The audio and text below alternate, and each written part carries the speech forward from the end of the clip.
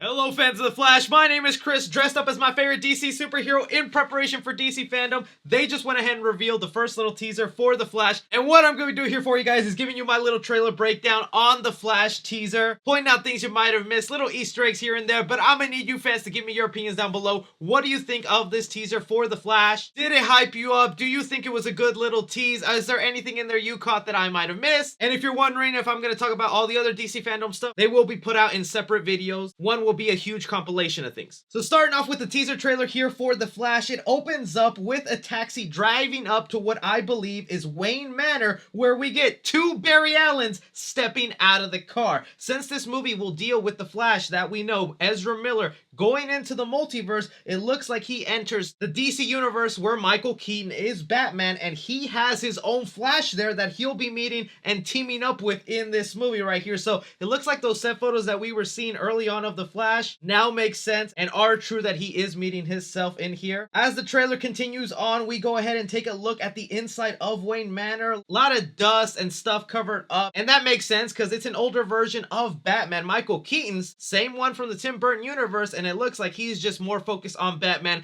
than being that super billionaire playboy. It also looks like Barry Allen here finds the Batcave and is going to be turning on the power of this place. From there, they cut to a shot of him most likely doing some time traveling as we get a look at the golden boots that I must say look fantastic, and I also love the glow that this new costume is giving off for The Flash. We get a better look at it in the trailer here in a second, but here this is most likely when he goes back in time to save his mother from being murdered. As a lot of you know, that is the origin story of Barry Allen the Flash, and once he finds out he can time travel like he learned in Zack Snyder's Justice League, he's going to be taking that to his advantage. But I guess that breaks the multiverse or creates an alternate reality where Michael Keaton is now Batman. And it looks like after he has saved his mother, we go back to his timeline where he sees his mom cooking in the kitchen of his house, him being so surprised and wanting to reach out after. This is going to be a real emotional moment, and why Batman is part of this movie, both Ben Affleck and Michael Keaton, because Batman also dealt with losing parents, so Barry Allen the Flash can very much relate to that, and that'll be a thing I think that Batman teaches them, that sometimes you just have to deal with the fact that they're dead and gone, and it's not good to just go ahead and bring them back. From there, we get other shots of Wayne Manor where we see Michael Keaton's mask. Yeah, boy, I have right here.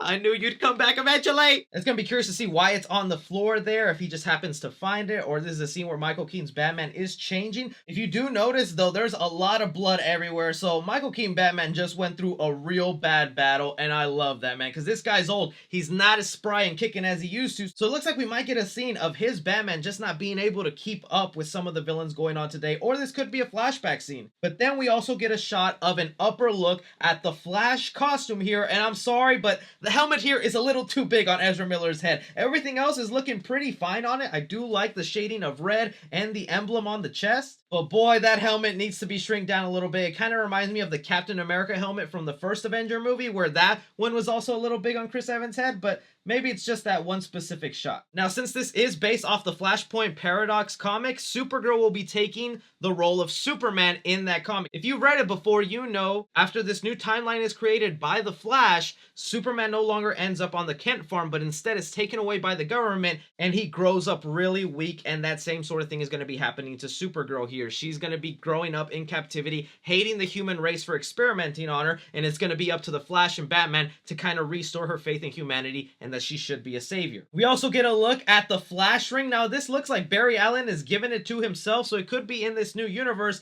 This new Barry Allen has this technology and is like, look, you should have this ring where your suit can just pop out of anytime you want, and that's a really great addition from the comic books that they went ahead and added to this movie. I'm happy about that. Also love it. You know that's going to be a collector's item. I'm going to buy that thing and slap someone with it. Leading to the final ultimate reveal of the Flash suit. This kind of looks like something out of the Injustice video games, and I mean that in a very positive, good way, because this looks absolutely beautiful. I love the glow on it, the textured material on this suit, the fact that he's in the Batcave, which most likely means to me that this suit is going to be made and given to him by Michael Keaton's Batman, and that's why he's there, because this looks like a first-time wear of the suit, not just some random shot of him sitting around. But God, is it beautiful. I also love the little things they did here, where they did show us Michael Keaton's Batman Batcave. You can see his Bat computer off in the distance, and then them teasing him right there, not fully showing Michael Keaton yet, and not even showing the Tim Burton Batmobile, which would have been a huge selling point for general audiences that have no idea about this movie and that Michael Keaton is coming back. This was mainly focused on the Flash and his story, and so I love that they did keep the focus on him and didn't go and show off the fact too much that, oh, we have Ben Affleck Batman in here and we have Michael Keaton Batman. Everybody buy your tickets or you're gonna miss the biggest movie in the world. As well as this money shot here of Ezra Miller Barry Allen along with Supergirl in her costume